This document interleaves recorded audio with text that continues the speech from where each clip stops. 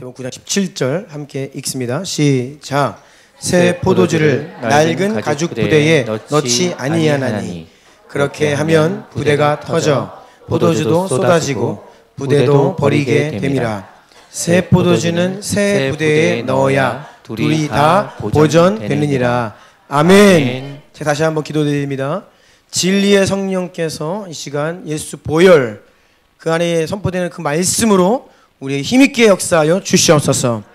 주님 말씀이 선포될 때에 어두움이 떠나가고 우리의 연약함을 딛고 일어서는 성령의 권능을 부어 주시옵소서. 회개가 일어나게 하여 주시옵시고 결단이 있게 하여 주시옵시고 반복되는 문제 가운데 돌파가 있게 하여 주시옵소서. 어둠의 세력은 예수 이름으로 떠나갈지어다. 모든 매어있던 것들은 예수 이름으로 다 묶임하고 떠나갈지어다. 생명을 선포합니다. 말씀이 생명입니다. 그 말씀을 우리가 생명으로 아멘하기를 원합니다. 예수님 이름으로 기도드리옵나이다. 아멘. 올해 들어서 그리고 지난 금요일에도 우리 J17 연합에서 12시간 연속 부흥을 위한 새로운 부흥을 위한 12시간 연속 예배를 드렸는데요. 지금 계속 듣는 한 단어가 있는데 그것은 호련히입니다. 호련히, suddenly. 사도행전 1장 5순절을 보면 그들 가운데 성령님이 호련히 임하셨다. 그것은 무언가 조짐이 있고 하나님이 예고를 하시고 찾아오신 게 아니라 불현듯 suddenly 갑자기 호련히 주의 성령께서 임하셨다라는 거죠. 여러분 잘 아시다시피 1907년 평양 대부흥운동도 바로 그 전날까지 정말 참혹한 밤이었습니다. 너무나 냉랭하고 그 1년의 첫 달을 하나님께 구별하여 은혜를 사모하는 자들이 사경회를 하는데 너무 밋밋한 거예요. 냉랭한 것입니다. 전혀 미동도 없고 은혜가 없었습니다. 바로 전날까지. 그 성령님이 임하시기 전날까지 그랬어요. 그런데 suddenly 호련히 성령님이 임하신 거죠. 우리가 꿈꾸는 이 새로운 부흥과 이 마지막 부흥은 호련히 임할 것입니다. 예. 그런데 그것은 호련히 누구에게 임하느냐? 근데 거기에 공통점이 있어요. 주님을 갈망함으로 예배하던 자들에게. 네. 기도의 자리에서 주님을 부르짖어 외치던 자들, 하나님을 예배하던 자들, 하나님 말씀을 사모함으로 주님 전에 나온 자들, 그들에게 호련히 성령이 임하시는 겁니다. 아멘. 예. 그래서 지난 금요일에도 이 호련히 임하실 성령님에 대해서 하나님 주신 마음이 있는데 좀 이것은 오늘 나누기 좀 힘들고, 네, 오늘 선집사님께서 기도하시는데 그 호련이라고 하는 단어가 저에게 또 들렸어요. 그래서 하나님이 주신 마음이 또 일어납니다. 그래서 그게 오늘일 수 있습니다. 아멘. 네, 그게 오늘일 수 있어요. 이 자리일 수 있습니다. 예. 지난 목요일 날 제가 컨미션 이사로 섬기고 있죠. 1년에 2차례 상반기 하반기 정기 이사회가 있습니다. 이사회를 참석했는데 컨미션 지하 예배당이 있는데 거기에 이제 문제가 생긴 거예요. 자꾸 물이 지하로 새어 들어가서 곰팡이가 생기고 습기 문제가. 그래서 아무리 이 가습기를 가동하고 환풍기를 돌리고 해도 이 곰팡이가 잡히지를 않아서 온 컨미션 본부 식구들이 다 같이 정기적으로 내려가서 그 지하 넓은 공간에 핀 곰팡이를 제거하느라 너무나 힘든 거예요. 그래서 이것들을 수리를 해야 되기 때문에 전문가를 불러서 비용을 지출해야 되니까 이사들의 결의를 해달라고 이제 그렇게 말씀을 하시더라고요. 대표님께서. 그때 우리 이사장이신 장로님께서 본인이 섬기시는 교회에 똑같은 일이 있었는데 그 이야기를 하시는 거예요. 지방에 있는 큰 교회입니다. 선교 정말 열심히 하는 교회인데 성도님들이 한 600~700명 이상 모이는 큰 대형 교회입니다. 그런데 본당이 지하에 있어요. 그러니까 그 큰 본당이 지하로 내려가 있는데 그 교회도 동일하게 과거에 이 습기, 곰팡이 문제가 너무 심각한 거예요. 그래서 별 돈을 쓰고 뭐 작업을 해도 이게 안 잡히는 겁니다. 그래서 전문가를 불러서 봤더니 환풍기를 달아야 된다. 그러니까 뭐 이 조그마한 환풍기가 아니라 그 큰 공간에 공기를 순환시키려면 엄청나게 큰 환풍기죠. 그래서 비용을 많이 들여서 지상으로 창을 내고 환풍기를 수십 대를 설치해가지고 이제 주중에 돌리는 거예요. 이것을 이제 습기를 빼고 곰팡이를 제거하기 위해서. 그런데 그렇게 돈을 많이 들여서 환풍기를 돌리는데도 불구하고 곰팡이가 안 잡히는 거야. 그래서 다른 전문가를 또 부른 겁니다. 그랬더니 그 전문가가 딱 와서 그 진단을 하기를 환풍 시스템이 잘못되어 있다는 거예요.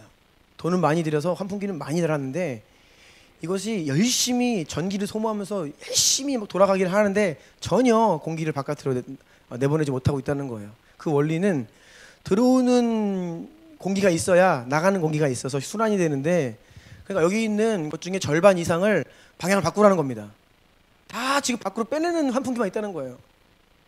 그러니까 아무리 돌려도 그냥 달구어주기만 하고 전기만 쓰지 전혀 공기가 안 나가는 거예요. 그래서 절반은 또 공사를 한 거예요.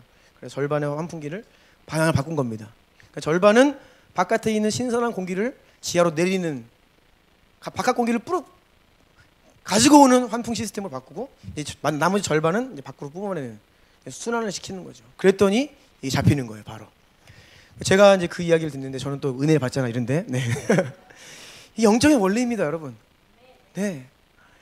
습기가 있고 곰팡이가 있으면 이게 문제를 제거해야 되는데, 이거 잡아야 되는데 안 잡히는 거예요. 성도들의 삶 가운데 우리의 이게 내면이에요. 우리 마음에 자꾸 쓴뿌리가 올라오고 막 곰팡이가 피려고 하고, 그럼 이거를 계속 제거하는데 우리가 열심히 닦아요. 예수님 보혈로 청소하고 씻어버리고 선포하고 하는데 문제는 뭐예요? 계속 생기는 거예요, 이게. 그러면서 우리가 계속 육신을 제거하려고 막 선포도 하고 십자가에 못 박고 하는데 안 되는 이유는 뭐예요? 하늘의 문이 열려야 됩니다, 여러분. 네, 다른 게 아니에요. 그래서 그 전문가가 이야기하기를 절반 이상, 신선한 공기를 빨아들이는 것이 절반 이상이어야 된다는 거예요, 환풍기가. 오히려 내보내는 것보다 빨아들이는 게 더 많아야 된다는 겁니다. 그래야 안에 있는 것들이 나간다는 거예요. 그래서 우리가 계속해서 자기를 부인하고 우리의 있은 뿌리와 싸우고 막 우리 내면에 있는 죄악들과 싸워 나아가는데, 더 중요한 것은 무엇이냐? 하늘의 문이 열려서 생기가 계속 부어져야 됩니다. 아멘.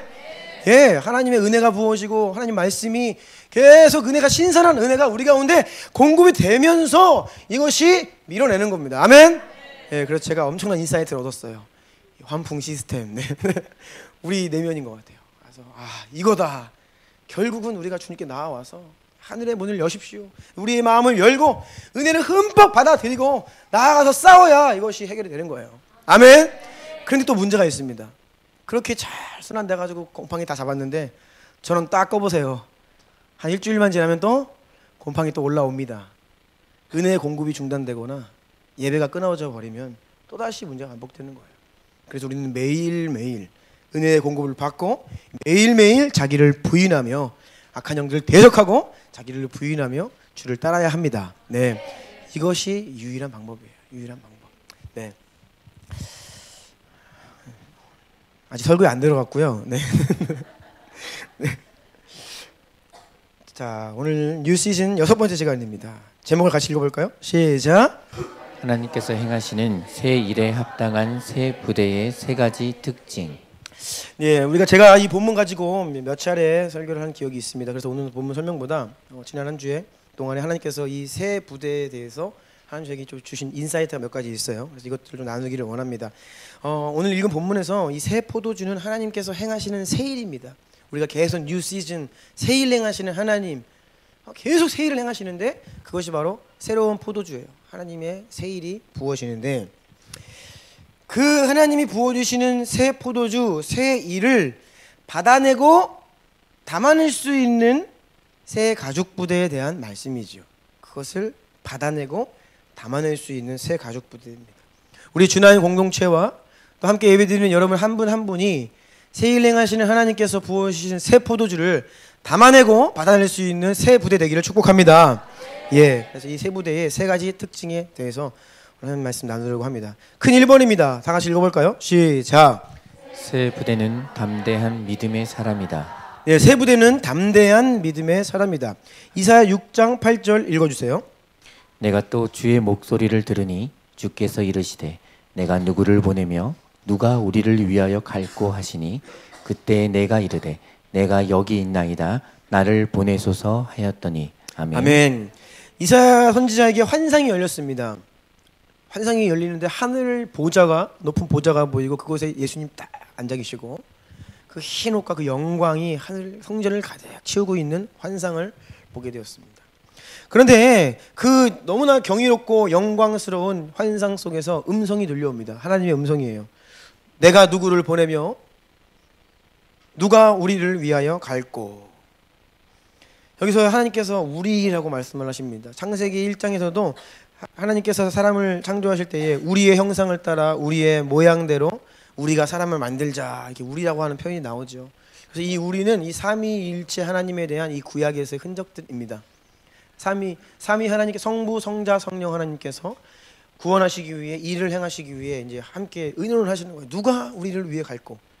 무엇을 할 수 있습니까? 사람을 찾고 계세요.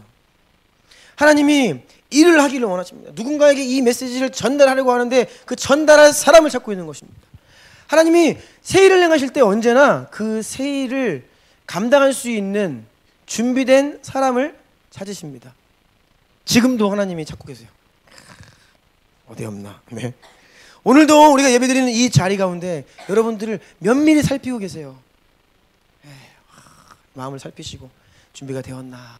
어디까지 왔나? 찾으시는 거예요. 내가 이 일을 하기 원하는데 반응하는 사람이 누구인가? 이렇게 준비된 사람을 찾으시는 하나님은 그냥 찾지 않으시고 우리가 또한 준비되도록 우리를 도우십니다.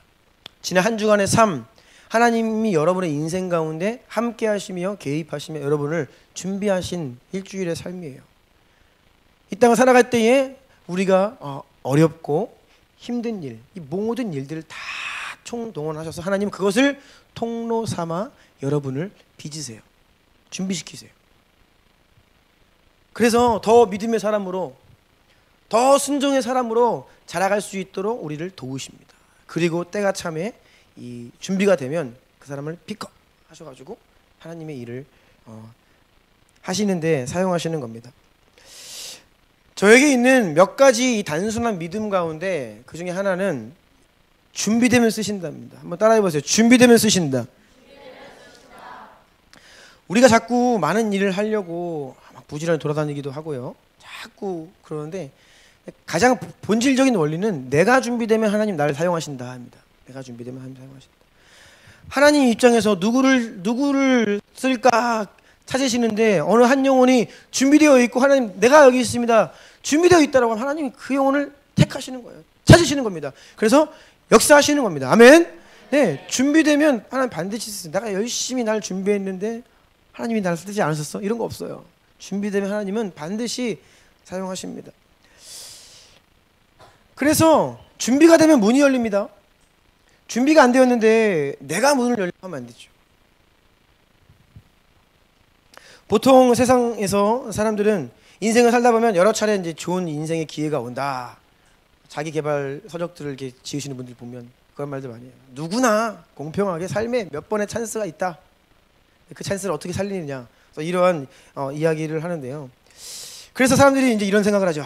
그때 그걸 잡았어야 되는데 그 기회를 거기 갔어야 되는데 그 사람을 내가 잡았어야 되는데 막 이렇게 과거 찬스를 놓쳤다라고 생각을 하는 거예요. 그런데 여러분 좋은 기회를 놓친 게 아닙니다. 내가 그때 준비가 안 됐던 거예요. 네. 오히려 준비가 안 된 사람에게 오는 기회는 시험입니다. 시험, 테스트. 오히려 그 기회는 기회가 아니라 준비가 안 된 채 무언가를 하면 그것이 오히려 더 큰 어려움으로 찾아올 수 있죠. 우리가 준비가 안 되면 하나님의 때가 아닙니다. 하나님의 때는 우리의 준비와 맞물려 가요. 그래서 우리가 준비되었을 때 그때가 하나님의 때예요. 하나님은 준비된 자들에게 기회를 주시고 준비된 자들의 인생 가운데 다음 단계의 문을 여십니다. 그래서 우리는 계속해서 연단되고 준비되면 하나님이 문을 여신다. 이것이 저의 믿음이에요.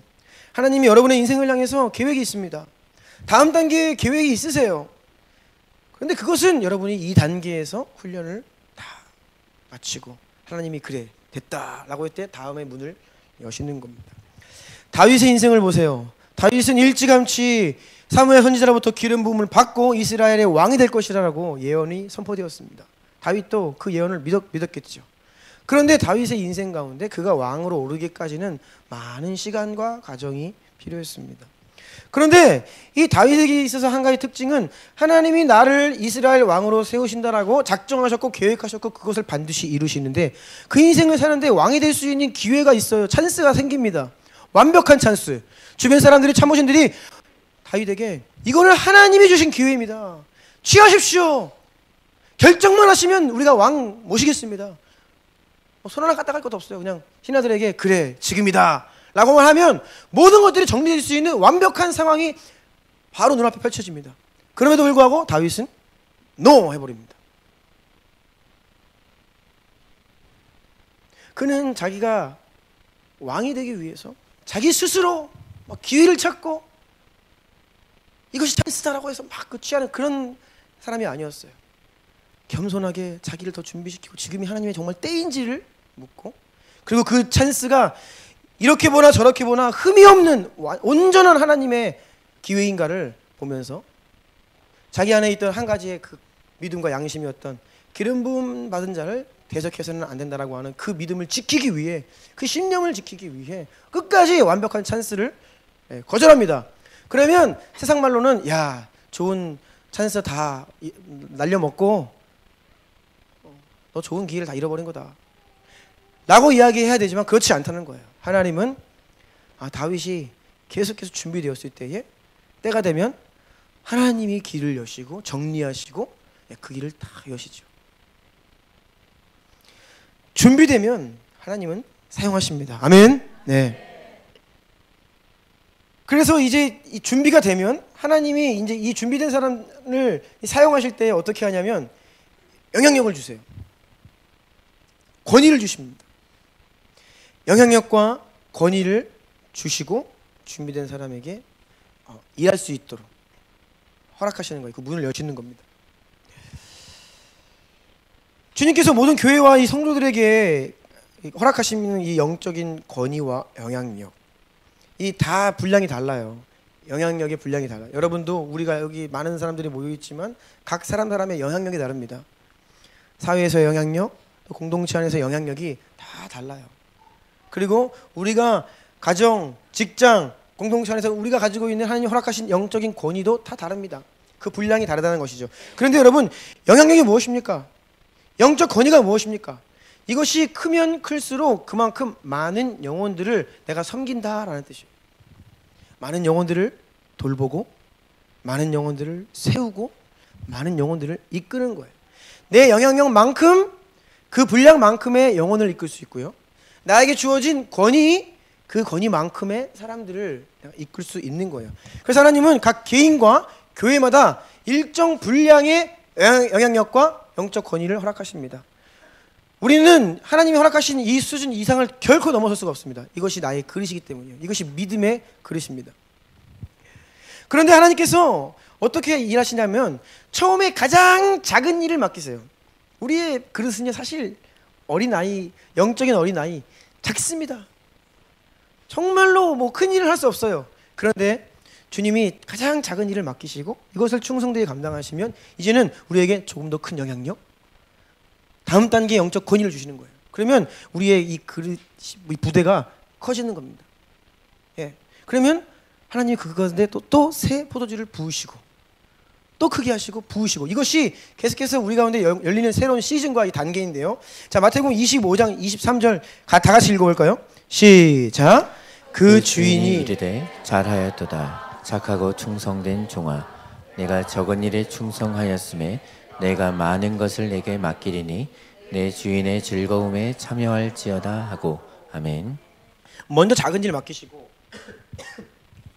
충성되게 그 일을 행하셨을 때에 더 다른 큰 일을 맡기시는 것, 이것이 하나님의 방법이라는 겁니다. 그런데 우리가 계속 이야기하는 것은 우리의 믿음의 본질, 참된 믿음이 무엇일까? 그런데 이 본질은 하나님과의 관계라고 계속 우리가 나누고 있는데요. 이것을 대체하는 것이 있습니다. 종교, 행위, 시스템. 사실상 사람이죠. 사람인데 이걸 시스템으로 대체하는 것. 이것이 오늘날 현대 교회 우리들의 좀 이렇게 한계이죠. 자꾸 본질적으로 이것을 해야 되는데 시스템으로 대체를 하는 겁니다. 그런데 이 시스템은 어떤 허점이 있냐면 어떤 비상한 머리를 가진 사람이 갑자기 그 시스템에서는요 확 올라갈 수 있어요. 급속 승진이 있습니다. 중간 과정 생략하고. 세상 재벌 보면 재벌 자녀들 외국 나가서 공부 열심히 하다가 어느 날 귀국합니다. 말단 사원으로 들어갑니까? 아니죠. 네, 중간 그룹 다 관리자 들어가고 뭔가 다른 사람들 다르게 이렇게 뚱뚱뚱. 네. 시스템에서는요 뭔가 이렇게 머리가 비상하고 이렇게 탁월한 면이 있으면 할 수 있어요. 그런데 이 본질적인 하나님과의 우리 이 관계와 그걸 통해 한 영혼을 살리는 그 하나님의 통로로 쓰임받는 일에 있어서는 이 속성 과정이 없습니다. 철저히 가장 작은 것으로부터 시작하여 처음에는요 나 자신이 관리가 안 되면 누구 하나 한 사람 품을 수가 없죠. 그런데 이제 한 영혼 품어보기 시작하고 그 영혼 섬겨보고 점점점 하나님께서 우리의 이 부대를 넓혀 가시는 것, 이것이 하나님의 방법이라는 겁니다. 철저한 시간과 과정이 필요해요. 그 과정 가운데 우리가 무르익어 가는 겁니다. 이것이 우리가 새 부대가 되어서 계속해서 하나님이 쓰시는 다음 차원의 부대로 확장되어 자라가는 원리인데요. 성경을 보면 정말로 단 한 사람도 어느 날 갑자기 하나님께 은혜 받아가지고 점프한 사람 없어요. 아까 말씀드린 다윗도 마찬가지입니다. 오랜 시간 네. 아버지의 양을 치는 목동에서부터 오랜 시간 차근차근 단계를 밟아가며 하나님의 연단을 받게 되죠. 요셉도 마찬가지고요. 네, 그가 한 번에 총리에 오르는 것이 아닙니다. 모세도 마찬가지입니다. 참 모세의 인생은 나이 40에 이제 살인을 하게 되고 좋은 의도였지만 그것이 발각되어서 도망을 가죠. 지명수배를 딱 당하니까 도망을 갑니다. 광야로 도망간 거예요. 아무도 사람들이 없는 광야로 도망가서 40년 유리방황합니다. 그런데 40년 동안 이 살던 모세를 하나님 부르셔서 이제 이스라엘 백성을 구원하는 통로로 삼으시는데 참 이스라엘 백성들 데리고 나가서 또 40년을 그 광야에서 또 살아요. 네. 그러니까 모세는 80년을 광야에 산 겁니다. 그런데 그 마지막 40년 하나님의 백성들을 인도하기 위해 40년의 준비 기간이 필요했어요. 단번에 어떤 그 자리에 올라가는 것이 아닙니다. 작은 일부터 하나하나 하나님께서 우리에게 맡기시고 그것들을 잘 감당했을 때에 다음 단계의 세부대가 되게 하시는데요. 베드로전서 5장 5절 6절 읽어주시겠어요? 젊은 자들아 이와 같이 장로들에게 순종하고 다 서로 겸손으로 허리를 동이라. 하나님은 교만한 자를 대적하시되 겸손한 자들에게는 은혜를 주시느니라. 그러므로 하나님의 능하신 손 아래에서 겸손하라.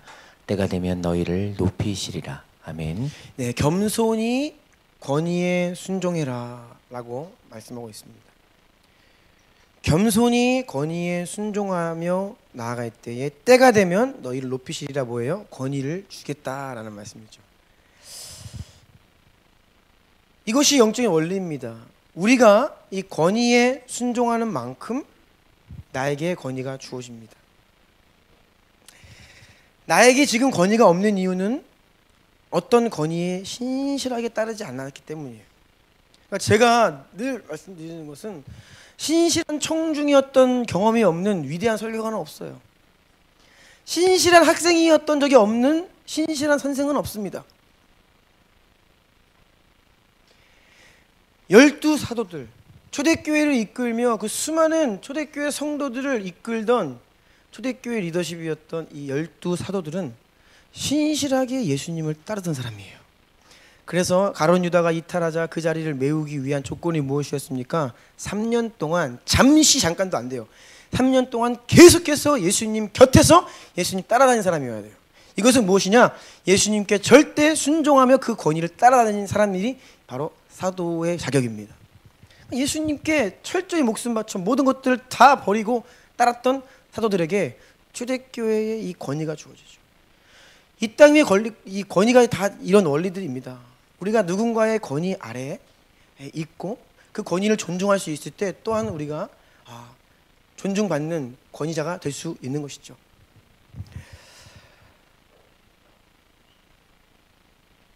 지금 왜 이런 말씀을 드리냐고 하면 지금 세 부대, 하나님께서 우리를 세 부대에 대기 하시는데 이 세 부대가 담대한 믿음이라고 하는데 이 믿음이 다음 단계로 넘어가고 믿음이 계속해서 자라가야 하는데 우리 그 자라가는 믿음의 속성이 바로 강하고 담대한 마음이라는 거예요. 강하고 담대한 마음. 이사야 26장 3절 가로 3번 했습니다. 읽어주세요. 다 같이 시작. 주께서 심지가 견고한 자를 평강하고 평강하도록 지키시리니 이는 그가 주를 신뢰함이니이다. 아멘. 심지가 견고한 자 왜요? 주를 신뢰하기 때문에 그 믿음이 곧 견고한 심지라는 것입니다. 자, 이 심지가 견고하다 이 풀어서 설명을 하면 한결같은 마음, 요동하지 않는 마음입니다. 그래서 바울은 골로새 성도들에게 이렇게 이야기합니다. 너희 믿음이 굳건한 것을 내가 기뻐한다. 믿음이 굳건하다, 흔들리지 않는다. 이것은 견고한, 흔들리지 않는 담대한 마음의 상태를 이야기해요. 작은 일에 마음을 빼앗기지 않는 겁니다. 어떤 일을 만났을 때에 쉽게 그 마음이 요동하지 않는 것이 바로 믿음이에요. 강하고 담대한 믿음. 그래서 예수님께서 제자들과 함께 다니시면서 계속 뭐라고 말씀하십니까? 믿음이 적은 자들아 왜 염려하느냐? 너희 믿음이 어디 있느냐? 왜 두려워하느냐? 계속 믿음에 대해 말씀하세요. 두려워할 때 믿음을 말씀하시는 거예요. 풍랑 앞에 왜 두려워하죠? 믿음이 없기 때문이에요. 그래서 믿음은 곧 강하고 담대한 마음, 요동하지 않는 견고한 심지가 바로 믿음이다라는 거예요. 예. 여러분 우리가 여러분 살면서 제가 강력하게 몇 가지 예언을 할 수 있다고 했죠. 주님 다시 오심을 제가 예언합니다. 네. 네. 땅끝까지 복음이 전해질 것임을 제가 예언하죠. 예. 또한 한 가지 여러분의 인생 가운데 수많은 고통이 있을 것입니다. 네. 이거는 진리입니다. 네. 여러분 인생 가운데 계속 여러분의 마음을 속썩이는 속을 박박 긁는 그놈의 인간들이 계속 나타날 것이에요. 주님 믿음은 사라지는 게 아니라 우리가 삶을 살면서 계속 문제는 다가옵니다. 관계 속에서 심지어는 믿음의 공동체 안에서도 관계가 가운데 어려움들이 찾아와요. 그런데 우리가 그 문제 자체를 두려워하거나 사람을 두려워하면 결코 잘할 수 없습니다. 어떤 문제가 딱 벌어졌어요. 내 마음이 막 요동하고 막 그것 때문에 내가 막 감정이 떨어지고 밑바닥까지 떨어지고 이게 믿음이 없는 거예요, 여러분. 이게 믿음이 있다라고 하면 우리가 그 자리에서 요동치는 내 마음을 잡아야 됩니다. 물론 요동하죠. 서로 잡아야 됩니다. 땅바닥에 떨어지려 하는 그 마음을 잡아 끌어올려야 됩니다. 믿음이 바로 영향력과 영적 권위. 믿음이 자랄수록 준비되면 하나님이 그에 합당한 영향력을 주시고 영적 권위를 주사 일을 하게 하시는데 여러분 영향력이 크다라는 것은 뭐예요? 그만큼 많은 사람들이 나에게 영향을 받고 있다는 것이죠. 많은 사람을 돕고 섬기고 살리는 것이 바로 영향력입니다. 영적 권위가 크다, 강력하다라는 건 뭐예요? 그만큼 많은 사람들에게 권위를 얻고 그 사람들을 책임지고 돕고 의의 길로 인도하는 영적인 장수라는 것입니다. 우리가 믿음이 자라고 우리의 신앙이 자랄수록 하나님은 우리에게 영향력을 주시고 영적 권위를 주시는데 그 말은 곧 우리가 섬기는 사람이 점점 더 늘어난다는 거예요. 처음엔 어린 아기일 때는 나 한 사람 겨우 내 몸 관리하는 수준이었지만 다음 단계 한 영혼 품어보는 것입니다. 더 가면 우리 셀 원들을 품는 거예요. 더 가면요. 네. 하나의 목장을 품는 거예요. 셀들이 많아지면요. 또 셀들이 목장이 되고 하나의 교회를 품고 이게 한 지역 교회를 넘는 사람들이 있어요. 많은 교회들을 멘토링하는 사람들이 또 있습니다. 그러니까 계속해서 하나님이 영향력과 영적인 권위를 주시는데 그것은 곧 그만큼 많은 영혼들을 섬긴다는 뜻인데 문제는 우리가 한 사람도 안 섬길 때에는 문제가 없어요. 그런데 이 한 영혼을 섬기기 시작하면 이 한 영혼의 아픔을 내가 같이 끌어안는 거죠. 여러분 아기 어머니들 애기 돌봐보십시오. 저 아기가 자기 앞가림 하기 전까지 뭐 해야 됩니까? 치닥거리 다 해줘야 됩니다. 사람이 사실 이래요. 영적으로 어린 분들을 섬기면요 그거 뒷바라지 해야 됩니다. 때로는 감사한지도 모르고 네, 막 들이받기도 하고 그러면 마음이 아프죠. 사람을 섬긴다는 것은요 그만큼 많은 사람을 섬길수록 내가 하나님의 일을 감당하고 싶습니다. 주님 나를 통해 일하십시오 라고 하는 만큼 우리는 많은 문제를 직면하게 됩니다. 그래서 우리가 문제를 두려워하거나 사람을 두려워하면 잘할 수 없는 것입니다. 잘할 수가 없어요. 그래서 저는 영혼의 맷집이 있어야 한다 생각합니다. 영혼의 맷집, 이게 무슨 말입니까? 영혼의 맷집이 뭡니까? 뚝심, 맷집. 이 복싱 경기를 하면요, 복싱 선수들이 펀치를 연마합니다. 싹, 빵, 네, 연마하는데 아무리 강력한 펀치를 가졌다고 게임에서 이기는 게 아닙니다. 왜냐하면 링 위에 딱 오르면요, 벌써 상대방이 거의 자기랑 비슷비슷한 수준끼리 만나요.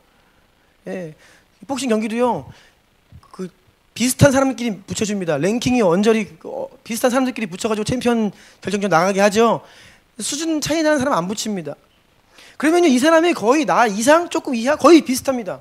그러면 내가 아무리 강력한 펀치를 가지고 있어도 링에 오르는 순간 많이 맞게 돼 있어요. 그런데 그 펀치를 맞으면서 버텨낼 수 있는 맷집이 없으면 아무리 강력한 펀치를 가지고 있어도 집니다.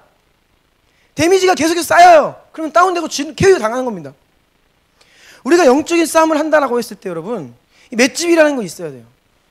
전쟁에 나가는 군사가 완전 군장을 하고 무장을 하고 나가는데 나는 상처 하나도 안 받을 거야. 어떻게 전쟁을 해요?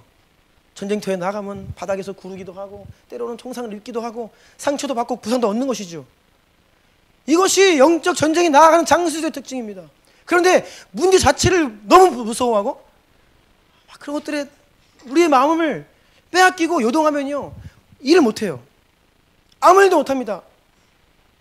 영혼을 섬길 수 없고 교회를 섬길 수 없고, 여러분의 인생이 결국 내 안으로 위축돼 들는 거예요. 문제없는 인생은 방법이 있습니다. 아무도 안 만나는 거예요. 나 홀로 살면 문제 없습니다.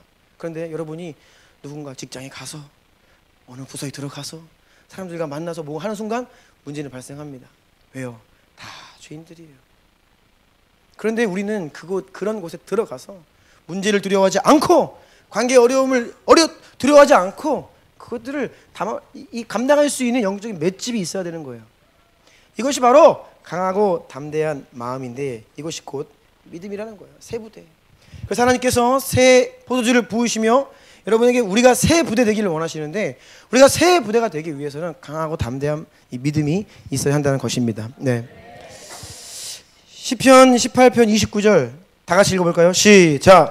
내가 주를 의뢰하고 적군을 향해 달리며 내 하나님을 의지하고 담을 뛰어넘나이다. 아멘. 이사야 35장 3, 4절 읽습니다. 시작.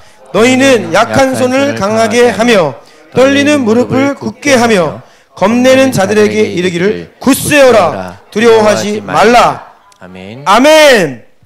네. 그래서 상황에 환경에 위축받지 않는 담대한 믿음이, 그런 영적인 용기가 우리로 하여금 자라가게 하고 새 부대, 하나님이 일하시는 새 포도주를 담아낼 수 있는 새 부대 되게 한다라는 거예요. 여러분 가슴에 한번 손을 얹어보세요. 그 여러분의 선포해보세요. 내 영혼아, 담대하라.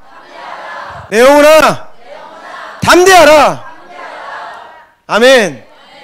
지난번에 지영근 선교사님 말씀하실 때 그 어머니가 평생 모은 돈을 어떻게 했다고요? 그 아버지가 다 달려먹었다고요. 진짜 하늘이 무너지는 소리죠. 근데 뭐라고요? 엄마 잘 됐어. 네. 그런 담대함은 어디서 나옵니까? 나라면 그럴 수 있을까? 전 재산을 다 날려먹었을 때 우리가 잘 됐어. 그거 원래 우리 거 아니었어. 우리는 너무나 가진 게 많아요. 그리고 내 것이 많아요. 그래서 잃어버릴까 두려워해요. 관계를 잃어버릴까 두려워하고, 가진 무언가를 잃어버릴까 두려워하고, 사람에게 마음을 잃어버릴까 두려워하고, 그러니까 무슨 일을 만나면 위축되고 마음이 요동하는 겁니다. 그게 사실은 믿음의 문제라는 거예요. 그래서 여러분, 우리는 계속해서 어떤 일을 만날 때에 요동하는 우리의 마음을 향해 선포해야 되는 거예요. 담대하라. 내 영혼아, 담대하라. 용기를 가지라. 담대하라. 그래. 그래서 어떤 일을 만나도 우리가 요동하지 않는 그런 담대한 믿음의 사람이 되기를 축복합니다. 네, 이것이 새 부대의 첫 번째 특징이에요. 담대한 믿음. 두 번째입니다. 시작. 새 부대는 유연한 믿음의 사람이다. 담대하지만 또한 유연합니다. 새 부대의 특징이 유연함과 신축성이라고 하였죠. 새 포도주가 부어지면 발효되면서 부피가 팽창하게 되어 있죠.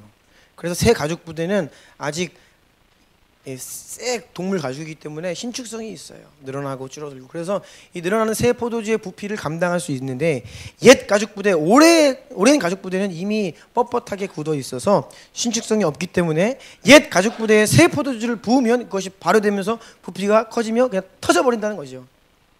새 포도주는 옛 가죽 부대가 담아낼 수가 없습니다. 옛 부대는 여러분 뻣뻣합니다. 굳어 있습니다. 완고합니다. 변화를 두려워하고 싫어하고 거절합니다. 우리 인생으로 이야기하자면 과거의 내가 오늘, 과거의 나로 사는 거예요. 오늘 계속 그냥 현재의 나 자신에게 머무는 겁니다.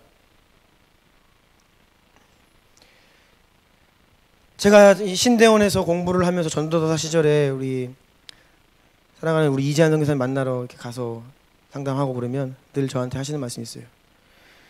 신앙의 화석화를 조심해라. 네 마음에 신앙이 화석화되면 끝이다. 여러분, 왜 신앙이 화석화됩니까?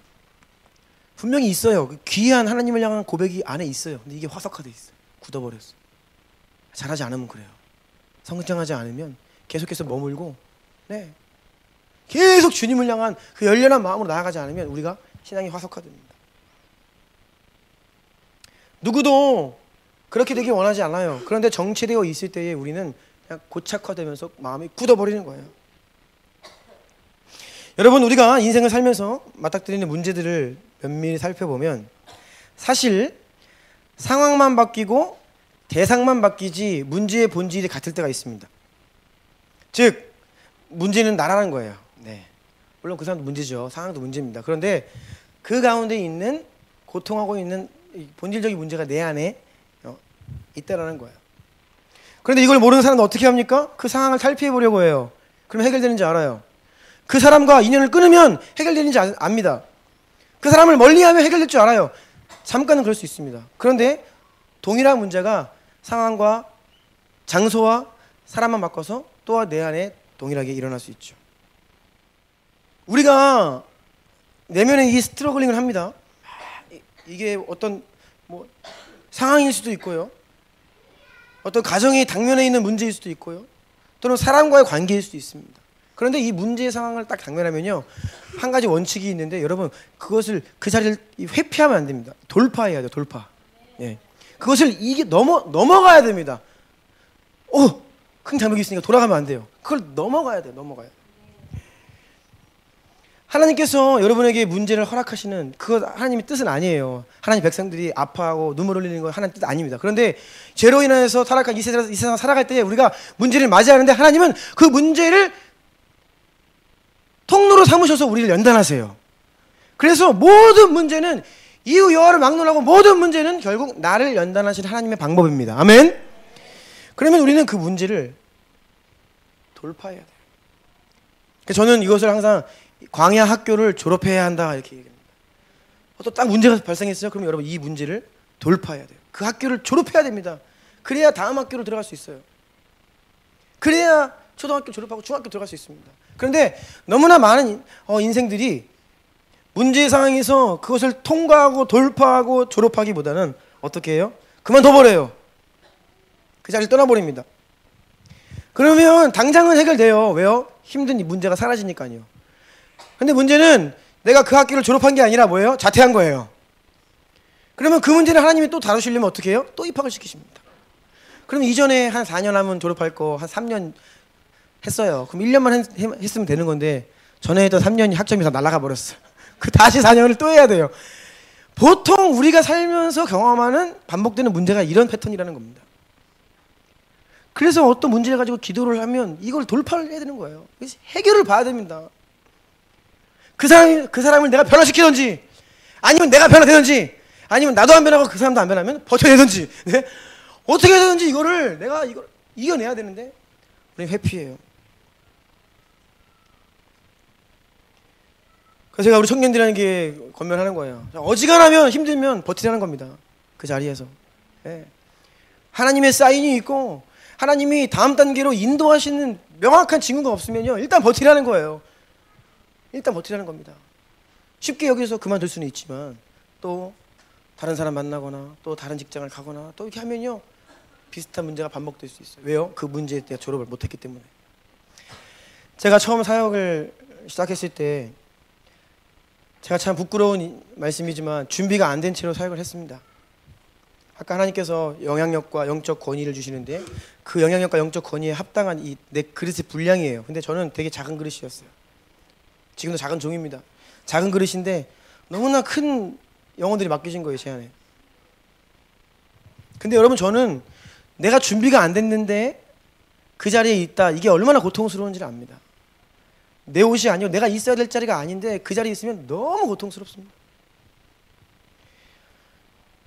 그래서 저는 굉장히 내면이 진지한 사람입니다. 제가 하나님이 목사로 부르심을 받아가지고 이제 영혼을 섬기는, 교회를 섬기는 자로 부르심을 받았는데 내가 이걸 대충대충 한다고 생각하니까 이게 막 감당이 안 되는 거예요. 사람들이 너무 많은 거예요. 사실 제 영혼 관리도 잘 안 되던 어린 아기와 같은데 100여 명의 학생들이 저에게 맡겨지고 그 영혼들을 돌봐야 되는데 그거 어떻게 돌봅니까? 돌볼 여력이 없어요. 제 그릇은 이렇게 작아요. 그러니까 이 영혼들을 패키지로 보는 거예요. 패키지로. 뭐 학년으로 보고 반으로 보고 묶어서 보는 거예요. 근데 그게 너무 고통스러웠어요. 한 사람 한 사람에게 사랑을 주고 먹여가고 살려야 되는데 이 영혼들 주일날 왔다가 그냥 가는 거 다 보이는데 이거 어떻게 할 수가 없는 거예요. 딱 부임을 하고 사역을 시작하는데요. 그러니까 너무 고통스러웠습니다. 제가 당시에는요 막 거의 멘붕이었고 주말만 다가오면요 막 트라우마, 막 잠이 안 오고요. 주일 사역 끝나고 집에 오면 월요일 조금 좋아졌다가 수요일쯤 되면요 막 제 마음이 눌려옵니다. 신대원에서 공부할 때 기숙사에서 막 마음이 눌려와요. 사람들 평가받는 것들, 막 뒤에서 막 비판하는 사람들 이야기 들려오고 아이들은 막 떠나가고 막 감당이 안 되는 거예요.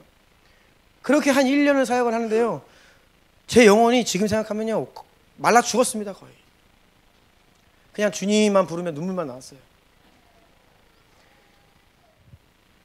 그래서 제가 그때 생각한 게 이게 스트레스구나.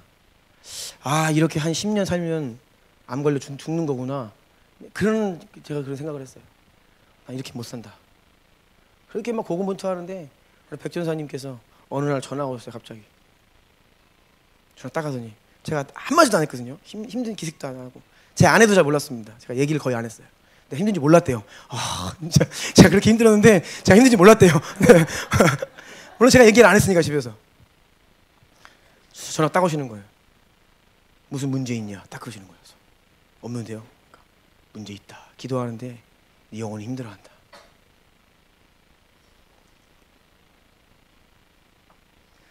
그래서 딱 한 말씀 하시더라고요. 근데 거기 돌파가 해놨어 제 안에. 어머니가 뭐라 그러시냐면 힘들면 그만둬라 그러는 거예요. 네 영혼 살려야지. 근데 이 한마디가 너무 위로가 되는 거예요. 와. 그래서 그때가 12월이었습니다. 첫 사역을 시작할 12월. 내가 뒤로 물러설 수 없다. 버틴다. 버티는 거예요. 그래서 1년을 겨우 지나갔어요. 정말 도망가고 싶었어요. 근데 요즘은요 젊은 친구들 잘 들으십시오. 우리 청년들. 제가 신대원 다닐 때에도 제 동기 이 전도사들 가운데 어떤 사람이 있는지 아십니까? 사역하다가 힘들면 핸드폰 끄고 도망가요. 주일날 교회를 안 가요. 사역자가. 그냥 도피해버리는 거예요. 너무 감당이 안 되니까. 도피하면 뭐 편하죠. 일단 그 상황에서 나와버리니까요. 근데 그런 인생은요 또 다시 리셋이에요. 다시 시작하는 겁니다. 처음부터. 버텨야 돼요. 그래서 제가 한 2년 가까이 굉장히 고군분투하고 제가 사실 지금 계속 선포해서 기도하는 것들 이 통성기도 왜 해야 되는지 다 제가 이 죽어가던 제 영혼 살린 방법입니다. 제가 신대영원에 졸업반 때 계속 하던 게 밤에 나가서 산에 가서 선포하면서 기도하는 거, 내 영혼을 향해서 이 하나님 하실 일들을 예언적으로 선포하는 거. 그때 교회 개척을 앞두고 막 두려운 마음 때문에 이 선포했던 것들이 다 지금 실제가 되고 있어요. 그리고 내 인생이 바뀐 건 아무것도 없어요. 나라는 사람은 연약해요. 그런데 하나님의 마음 가지고 내가 선포하고 그것을 내 마음을 이야기하고 내 어두운 것들 떠내보내고 계속 주님을 찾고 구하고 부르짖으면요 영혼이 살아납니다. 여러분. 그렇게 해서 그 지옥과 같은 상황을 돌파해야 되는 거예요. 내 내면의 문제를 돌파해야 되는 거예요. 회피가 아니라 그 사람과 인연을 끊어버리고 뭐 그 자리에 떠나는 것이 아니라 주님과의 관계 안에서 그 돌파해야 되는 거예요. 그러면 어떤 일이 벌어지냐? 돌파하면, 그 학교를 졸업하면 하나님은 문을 여십니다. 다음 단계 문을. 그래서 제가 이 마지막 사역 3년째는 뭐 여전히 부족했죠. 뭐 아무도 인정 안 합니다. 근데 저는 저 개인적으로는 마지막 3년에 감사하게 사역을 했어요. 기쁘게 사역하고 하나님께 인도하심을 구하는데 하나님이 이 비전을 명확하게 주시니까 그래요 하나님 감사합니다. 주님이 가라 하시니까 내가 가겠습니다. 그리고 다음 단계 나아가는 것입니다.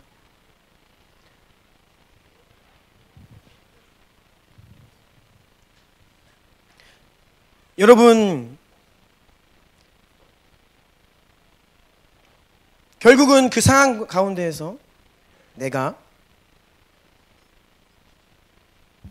새 부대가 되어야 되는데, 이 새 부대는요, 이 문제를 담아낼 수 있는 부대예요. 유연한 부대.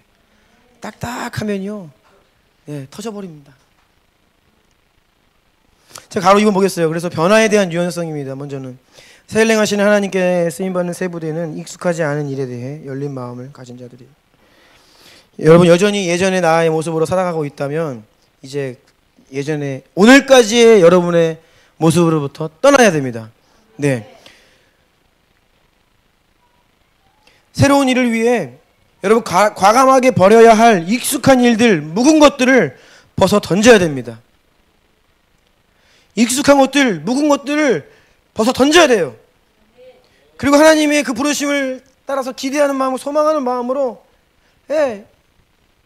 의지적으로라도 여러분 변화시켜야 됩니다. 나 자신을. 내 환경을 내가 의지적으로라도 변화시키면 여러분이 지금까지 이렇게 살아오시는 패턴 그대로 가면요, 그 패턴 그대로 삽니다. 변화를 줘야 됩니다. 하나님과의 관계에 있어서도요, 다음 단계로 더 깊어져야 되고 변화를 줘야 되고요. 네. 특별히 회개의 삶입니다. 뭐예요? 내 안에 있던 익숙한 죄악들, 육신의 것들, 이것을 끌어내고 돌이키는. 근데 이것은 이 부드러운 부대만이 할 수 있어요. 완고하면 딱딱하면요, 이거 회개 못합니다. 못 돌이켜요. 왜요? 거기에 완전히 젖어 있거든요. 안전지대가 있습니다. 안전지대. 세상은 안전지대를 향해 갑니다. 모든 사람들은 안전지대를 향해 가요. 그래서 더 많은 돈을 벌기를 원하고 더 안정된 직장을 가기 원하고, 아무튼 안전지대를 향해 다 가는 거예요, 사람들은요. 그런데 우리가 이제 우리 같은 평민들이 보면 저 사람은 돈도 많고 건물도 있고 편하게 살만한데 안간힘을 쓰면서 더 끌어모으려고 그래요. 왜 그래요? 자기 나름대로 더 안전지대 들어가는 거예요. 더 안전지대로. 나 혼자 먹고 살 뿐이 아니라 자녀들까지 먹고 살 수 있는 더. 그런데 여러분, 세상에서는 그것을 안전지대라고 해요. 안정된 수입과 어떤 거처와 여러 가지 것들. 그런데 영적으로 보면 안전지대는 내 영혼이 죽어가는 곳입니다. 안전지대는 내 영혼이 죽어가는 곳이에요. 제가 존경하는, 닮기 원하고 따르기를 원하는 이 목회자들 보면요, 공통점이 있는데 다 안전지대가 없는 분들이에요. 계속해서 하나님의 그 감동 따라, 성령의 인도하심을 따라 무언가 새로운 지경으로 계속 나아가고, 야, 저건 저렇게 살다가 너 어떻게 하시려고 그러나, 어떻게 보면 그런 분들 계속 부르심을 따라 가는 거예요. 제가 이번에 커미션 이사회 갔는데 한 이사님, 목사님이십니다. 몇 년 전에 교회를 개척하신 분이었는데 이번에 갔더니 새로운 교회를 개척하신다는 거예요. 대단한 거예요. 그러니까 한 번 개척도 힘든데 또 개척을 하신대. 그래서 지금 준비 중 12월 달에 이제 개척을 하신대요. 다 이양하고 새로 나오. 이 안전지대는 결국 우리의 영혼이 잠들어가는 곳이에요.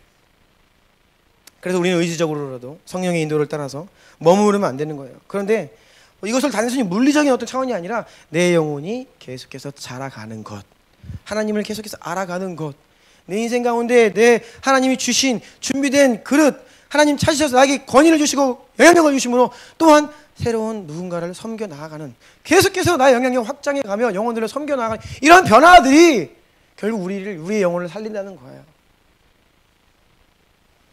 에베소서 4장 22절 24절 다 같이 읽겠습니다. 다음 페이지에 있습니다. 시작.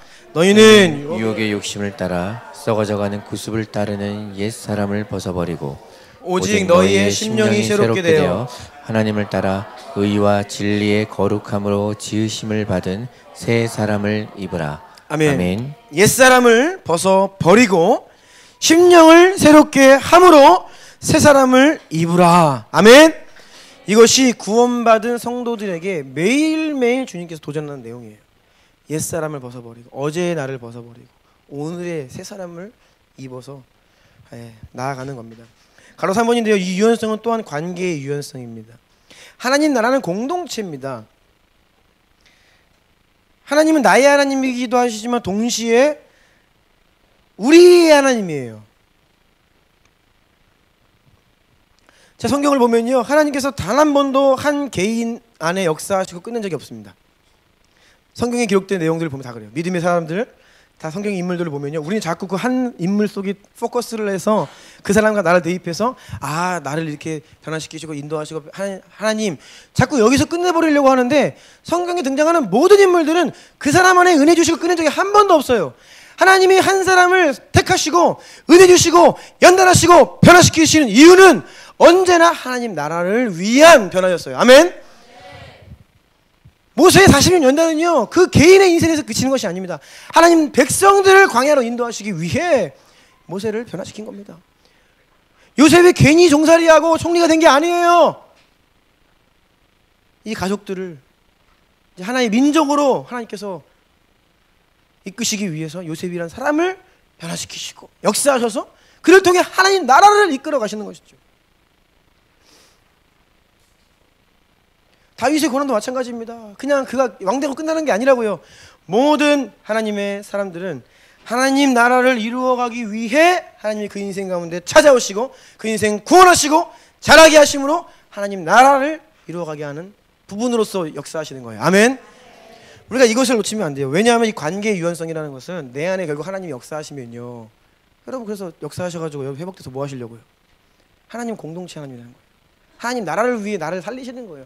그러면 결국은 내가 지체된 교회 안에서 섬기고 영혼을 품고 하는 글로 나를 부르시는 거예요. 이게 같은 그림이라는 겁니다. 내가 회복되는 것은 곧 그리스도의 지체로서 살아나도록 하나님 인도하시는 거예요. 그런데 우리가 이 관계에 있어서 딱딱한 마음을 가지면 결코 자랄 수가 없습니다. 아까 말씀드린 대로 내가 자라가고 영혼을 섬기고 공동체 안에 들어와 깊이 들어오는 만큼 많은 관계를 맺게 됩니다. 그러면 그 많은 관계를 맺게 되는 만큼 스트레스가 와요. 스트레스가 나와 다른 사람들, 때로는 듣지 말 안 들을 말들 막 들리고 막 오해도 하고. 그런데 이런 관계의 유연성, 그런 것들을 담아낼 수 있는 유연성이 없으면 내가 딱딱하고 견고하면요 잘할 수가 없어요. 결국은 내 안에 갇히게 돼요. 사람 만나기 싫어하고, 교회 내 섬겨봤는데 힘들기만 하고. 그러니까 자꾸 개인적으로 자기 안에 위축이 되는 거예요.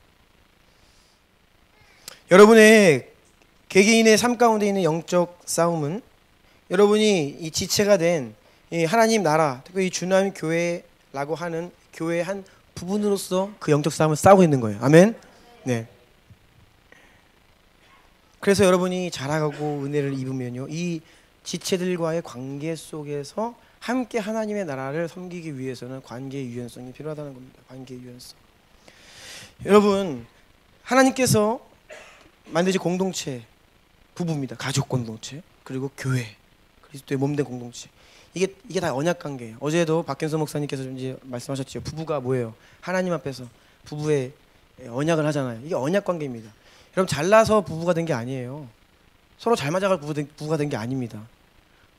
잘 맞아가지고 사는 게 아니에요. 뭐요? 부부가 되었으니까 사는 겁니다. 언약 관계로 하나님이 짝지어 주신 것을 사람이 나누지 못하리라. 이 언약 관계이기 때문에 연약하지만 맞춰가고 섬기고 자기를 부인하며 살아가는 거예요. 근데 교회 공동체도 마찬가지입니다. 이 언약 관계거든요. 제가 존박 선교사와 관계가 있잖아요. 오랜 친구 관계잖아요. 근데 이 POC 처음에 딱 갔는데 물어보더라고, 저한테. 두 사람은 사역적인 관계입니까? 언약 관계입니까? 이게 무슨 말인지 아세요? 예를 들면 뭐 누구 하나가 사고 치거나 힘들면 헤어질 관계냐, 사역하다가 길 다르면 빠이빠이 할 관계냐, 아니면 그럼에도 불구하고 너희들은 끝까지 가는 관계냐, 이게 물으는 거예요. 그래서 우리는 언약 관계라고 했죠. 주나님 교회와 존박 가정은 언약 관계입니다. 네. 아멘? 사실 오늘날 이 교회론이 다 문제예요. 사역자와 성도들 간의 관계도 사실 언약 관계입니다. 아멘? 그런데 현실적으로 사역자들이 그 언약 관계를 못 들어와요. 채용돼서 2, 3년 섬기다가 또 떠납니다. 나는 언젠가 떠날 존재. 그러니까 이 교회 이 공동체 안에 언약 관계로 머물지 못해요. 그게 본질적인 문제입니다. 성도님들도 마찬가지입니다. 이게 언약 관계잖아요. 그럼 우리 하나님께서 우리를 이 주나님 교회 몸된 공동체로 부르셨다. 이게 딱 전제가 되면요, 이제 그때부터는 뭐예요? 미우나 고우나 섬기는 거예요. 네. 섬기는 겁니다. 잘 맞아서 지체가 된 것이 아니라 지체가 되었기 때문에 나아가는 것이죠. 그래서 주님께서는 세 계명을 뭐라고 주셨어요? 세 계명을 너희에게 주노니 서로 사랑하라. 내가 너희를 사랑한 것 같이 너희도 서로 사랑하라. 너희가 서로 사랑하면 이로써 모든 사람이 너희가 내 제자인 줄 알리라. 아멘. 이 서로 사랑으로 이 관계의 유연성으로 공동체 안에 있지 않으면 우리가 자라갈 수 없다는 겁니다. 제가 하나님께서 저에게, 제 자랑은 아닙니다. 오해는 하지 마십시오. 저에게 주신 은사 중에 하나는 원수 맺지 않는 은사입니다. 네. 네. 저도 인생 살면서 교회에서 청년부 회장도 해봤고요. 교회 열심히 섬겼습니다. 근데 그때 상처 안 받은지 아세요? 때로는 제 위 권위자가, 목사님이, 때로는 선배가, 동료가, 후배들이 뭐 거짓말도 하고 모함도 하고 비난도 하고 어려운 일 많았습니다. 저를 힘들게 하는 사람도 많았죠. 그런데 하나님께서 저에게 주신 복은 뭐였냐면, 제가 누구랑 원수 맺지는 않았어요. 그 사람이 나 힘들게 하는 거 힘들게 하는 거고, 근데 그건 그거고, 내가 그 사람이랑 대적하고 싸우고 원수 맺지는 않았다는 겁니다. 강 교수님 맞나요? 제가 원수 맺은 사람 없죠? 뒤에서 저랑 원수라고 하는 사람 있나요? 네, 없죠. 또 누가 이런 설교 들으면서 놀고 있네 그러는 거 아닌가? 네? 모르겠어요, 제가. 맞지 않고 상처를 때로 주기도 하고, 보통 줄 때는 잘 모르죠. 받을 때는 알지요. 그런데 그런 것은 우리가 존재적으로 있을 수밖에 없습니다. 그런데 하나님이 교회에 지체되게 하셨기 때문에 원수 맺지 말고, 분열하지 말고, 당짓지 말고, 어떻게 해요? 서로 사랑하는, 이것이 바로 관계의 유연성이라는 거예요. 아멘입니까? 그 셀 목자들은 이 셀원들한테 상처받을 각오를 하셔야 됩니다. 난 사람한테 상처받는 거 못해. 그 셀 목자 못해요. 오광석 형제, 아멘. 네, 연단이 됐기 때문에 제가 그런 거예요. 아멘. 네. 저도 마찬가지입니다. 교회를 섬기는데요, 제가 사람 힘들어하면 먹지 못합니다. 네. 저는 이제 하나님께서 좀 은혜를 주시는 것도 그것 중에 하나예요. 전에는요, 막 어떤 말 들으면 힘들었어요. 예전에 과거에 사역할 때는요, 막 누가 막 나 비판하고요, 막 문제 일으키면 힘들었어요. 너무 힘들었어요. 지금도 물론 그런 얘기 들으면 힘들죠. 그런데 이것이 목회다. 주의 몸된 교회를 섬기는데 우리가 다 예수님도 아니고, 그렇죠? 나도 예수님도 아닌데, 둘 중에 한 명만 예수님이면 문제가 안 생겨요, 그렇죠? 그런데 우리가 다 죄인이라 크고 작은 어려움들이 많아요. 이 스트러글링, 내면의 싸움들이 공동체 안에서 계속 일어난다는 것입니다. 근데 이것들을 받아낼 수 있는 관계의 유연성, 이것이 세부대라는 겁니다. 아멘. 예. 그런 유연성이 우리 가운데 있기를 축복합니다. 네, 아멘. 그래서 이러한 유연함을 위해서는요, 우리 영적인 눈이 띄어져야 되는데, 고통과 진통과 내면의 싸움 속에서 하나님이 나를 연단하신다고 하는 믿음의 눈입니다. 이 믿음의 눈을 상실하면요, 고통을 이겨낼 수가 없어요. 그런데 내 비록 지금 힘들고 내가 선한 싸움을 하고 있는데 하나님 이것을 통해서 나를 연단하신다라고 하는 믿음이 있으면요, 그것을 넉넉히 돌파할 수 있고 이겨낼 수 있는 것입니다. 자, 큰 3번입니다. 자, 읽겠습니다. 시작. 세부대는 성령께 민감한 믿음의 사람입니다. 앞서 말씀드린 세부대의 특징, 담대한 믿음, 유연한 믿음. 그런데 이 담대한 믿음과 유연한 믿음은 이 세 번째, 성령께 민감함 안에서 온전해지는 거예요. 진리를 따라, 성령을 따라 나아가야 이 담대한 믿음과 유연한 믿음이 생겨요. 즉, 우리가 무엇을 위해 담대하는가? 여러분, 세상을 보면요, 자기 확신을 가지고 담대하게 이야기하는 사람 많습니다. 그렇죠? 자기 유튜브 방송 막 해요, 담대하게. 왜? 근데 제가 볼 때는 담대해요, 아주. 근데 우리가 뭘 위해 담대해야 되는 거예요? 이 방향성과 무엇을 가지고 담대해야 되는지를 알려주는 것이 바로 성령과 진리라는 겁니다. 네, 그래서 우리가 진리 말씀과 성령께 민감해야 우리가 어떤 담대한 믿음을 가져야 될지가 나오는 것이고요, 어떤 유연함을 가져야 되는지의 그 구체적인 내용들이 바로 이 성령을 따라 행할 때에 우리에게 주어지는 거예요. 역대하 15장 7절 8절 제가 지난주 읽은 말씀인데요, 이 역대하 15장 말씀 어지간히 잘 안 가는 동네입니다. 여기 역대야 말씀인데 그리고 가도 왕들 계속 뭐 이렇게 막 바뀌고 막 그냥 하이패스로 넘어가요. 그런데 보시면 선지자 한 분이 등장합니다. 오뎃. 자 7절부터 8절 한번 읽어주시겠어요?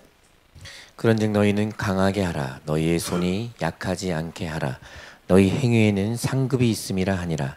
아사가 이 말 곧 선지자 오뎃의 예언을 듣고 마음을 강하게 하여 가증한 물건들을 유다와 베냐민 온 땅에서 없애고 또 에브라임 산지에서 빼앗은 성읍들에서도 없애고 또 여호와의 낭실 앞에 있는 여호와의 제단을 재건하고. 아멘. 아멘. 선지자 오뎃이 아사 왕에게 찾아가서 하나님의 말을 대언합니다. 너는 강하게 하라. 손이 약하지 않게 하라. 너에게 상급이 있다. 축복이 있다라고 하나님의 말을 선지자가 오뎃이 대언을 해요. 아사 왕이 이 선지자의 입을 통해 선포되는 하나님의 말씀이 하나님의 음성으로 들릴 때에 그가 마음을 강하게 합니다. 이 성경이 다 이런 패턴입니다. 낙심한 자가 있을 때 어떻게 그가 이 굳건한 믿음으로 흔들리지 않는 담대한 믿음으로 설 수 있는가? 그때에 하나님의 말씀이 선포된다는 거예요.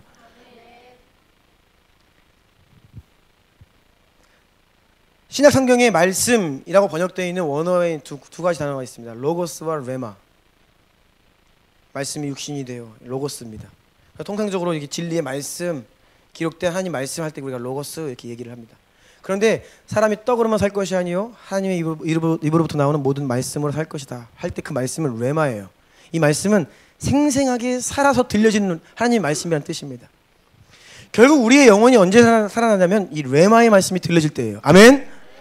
성경을 읽을 때에 이 성경이 살아있는 하나님의 말씀으로 들려올 때 내가 그 말씀에 아멘함으로 살아나는 것이죠. 이렇게 말씀이 선포될 때에 이것이 인간의 말로 들리면 안 살아나요. 아멘이 안 나옵니다. 그런데 오늘 여기에서 하나님의 음성으로 들려질 때에 내 영이 그 하나님의 말에 반응하고 아멘할 때에 여러분이 살아나는 것이에요. 이때 우리가 강하고 담대한 믿음으로 설 수 있게 되는 것입니다. 네. 그래서 여러분 이 진리가 성령께서 진리를 통해 여러분에게 말씀하시는 것에 민감한 자가 되어야 됩니다. 아멘. 그래야 여러분의 영이 그 하나님의 레마의 말씀을 받아 먹으며 반응을 하며 살아날 수 있는 거예요. 담대해지고 유연해지고 그때 하나님께서 세미하게 말씀하시는 그 인도를 따라 우리가 유연해질 수 있는 것입니다. 가로 2번입니다.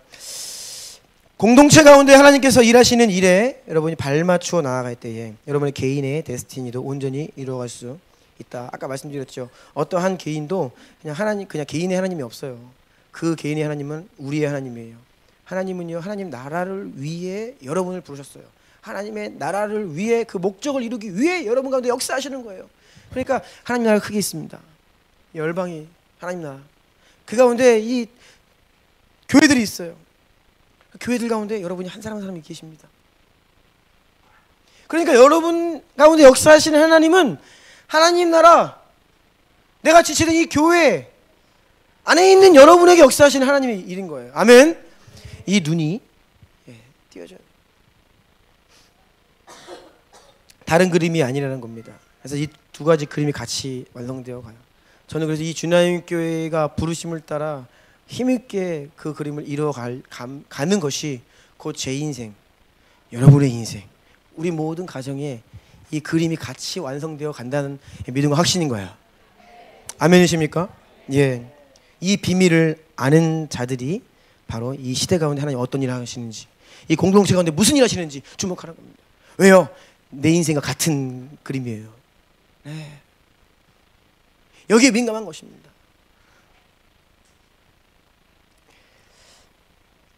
마지막 여호수아 말씀입니다. 6절부터 9절까지 좀 힘있게 우리를 향한 하나님의 좀 말씀으로 좀 우리 영혼을 향해 선포하며 나아갔으면 좋겠습니다. 6절부터 9절 시작. 강하고 담대하라. 너는 내가 그들의 조상에게 맹세하여 그들에게 주리라 한 땅을 이 백성에게 차지하게 하리라. 오직 강하고 극히 담대하여 나의 종 모세가 내게 명령한 그 율법을 다 지켜 행하고 우로나 자로나 치우치지 말라. 그리하면 어디로 가든지 형통하리니 이 율법책을 내 입에서 떠나지 말게 하며 주야로 그것을 묵상하여 그 안에 기록된 대로 다 지켜 행하라. 그리하면 내 길이 평탄하게 될 것이며 내가 형통하리라. 내가 내게 명령한 것이 아니냐. 강하고 담대하라. 두려워하지 말며 놀라지 말라. 내가 어디로 가든지 내 하나님 여호와가 너와 함께 하느니라 하시니라. 아멘. 아멘. 이 말씀 안에 오늘 설교가 다 들어 있습니다. 모세의 신실한 수종이었던 여호수아, 모세의 건의를 철저하게 따르던 이 여호수아가 이제는 다음 시즌에 영적인 권위자가 돼요. 두려운 거예요. 모세를 따라할 때에는 있었잖아요, 저 커버링이.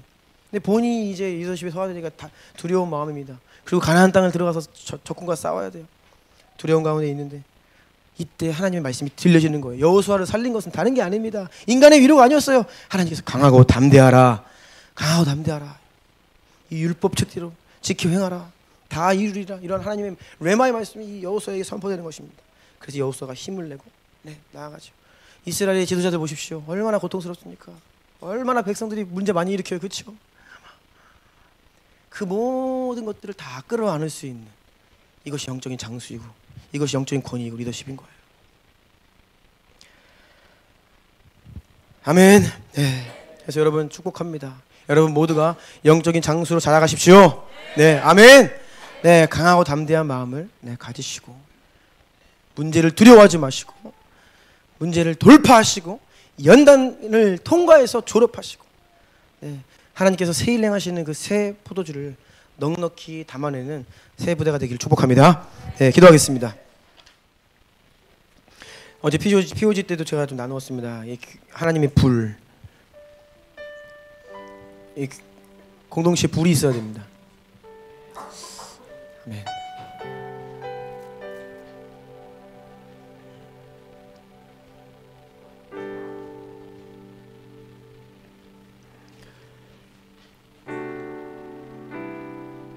죄인들이 변화되는 곳이 바로 공동체예요. 여호와의 불이 있는 곳에 하나님 백성들이 죄가 불태워지고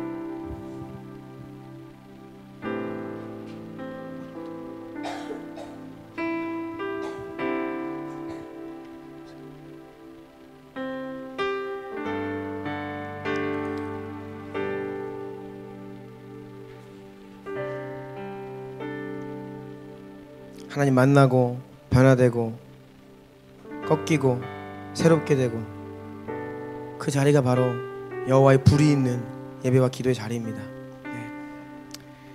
우리가 이 가운데에서 빚어지고 새 사람 되고 성장하고 자라가야 돼요. 그리고 여러분에게 맡겨진 그 영혼들을 또 섬기고 살려내고 다른 것이 아닙니다. 한 영혼과 열방입니다, 여러분. 한 영혼과 열방이에요.